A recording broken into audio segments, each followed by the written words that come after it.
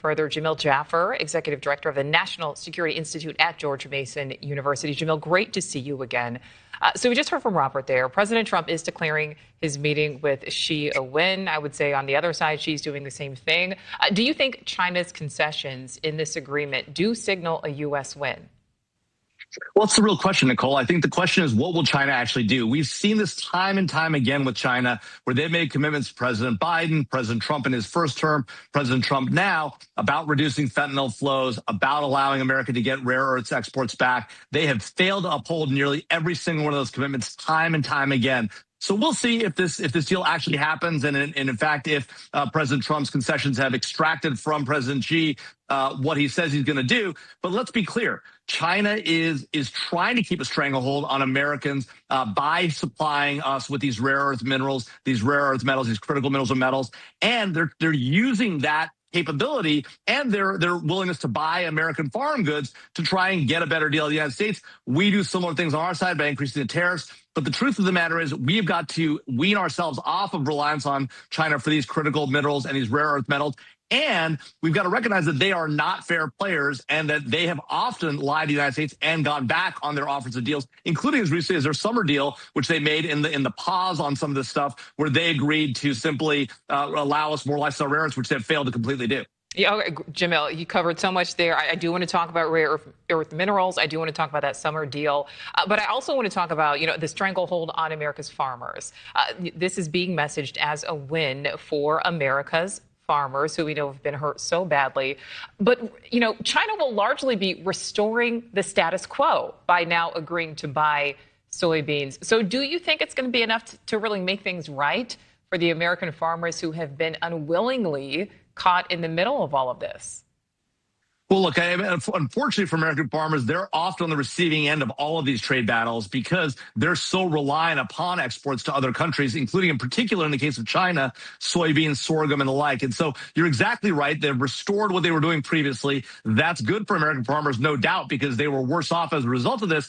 But they're still caught in the middle of this trade battle. And this will likely not end because China never lives up to its end of these deals, right? We have, for the better part of, I think, nearly going on now almost 3 decades, had a policy where we try to work with the Chinese. We think they're going to play fair in this trade system, and they have fooled us every time. President Trump, I think, recognizes that's why he's been so tough on China, both in the first administration and this time around.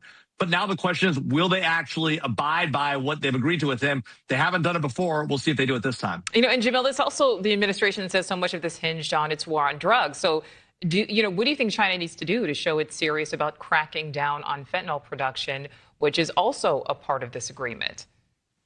Well, we've got to see those flows of fentanyl coming through Mexico, but from China in the first instance, they've got to stop. I mean, fentanyl's killing tens of thousands of Americans a year. This is much worse than wars we've seen. And so this is literally, we talk about the war on drugs sort of colloquially like it's a war on drugs, but in reality, China has been waging a war against the United States, killing Americans directly by sending fentanyl through Mexico and up across our southern border. So President Trump has taken action to limit flows across the southern border. He's taken action against drug traffickers in Venezuela and Colombia. But the real truth is, the real culprit here is China. We imposed a 20% tariff, the president did, on China. He's cut that in half. So if we don't see fentanyl flows by cut in half or more, frankly, completely cut off, that's a net problem for the United States because Americans are actually dying. All right, so Jamil, let's go back to something you said in your first answer. So China's Ministry of Commerce is saying that it will suspend for 1 year the restrictions on rare earths that were announced in October. But there was no mention of earlier controls, which had been announced in April. So what is your takeaway there? Well, that's exactly right. I mean, this is part of the problem. We don't know exactly what the deal applies to. President Trump said that China's going to, in his tweet, in his message on Truth Social, said, look, China's going to free up rare earth minerals, magnets, and the like, and they're going to do it freely and openly, is what he said in his post on Truth Social.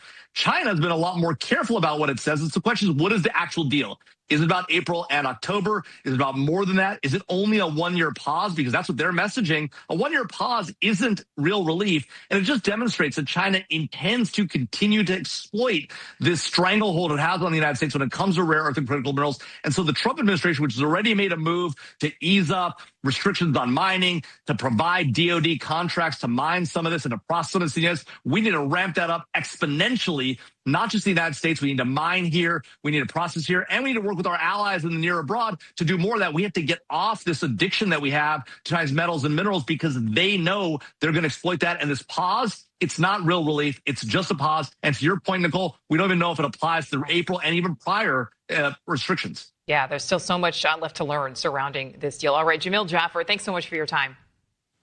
Thanks, Nicole. Well, coming up, News Nation.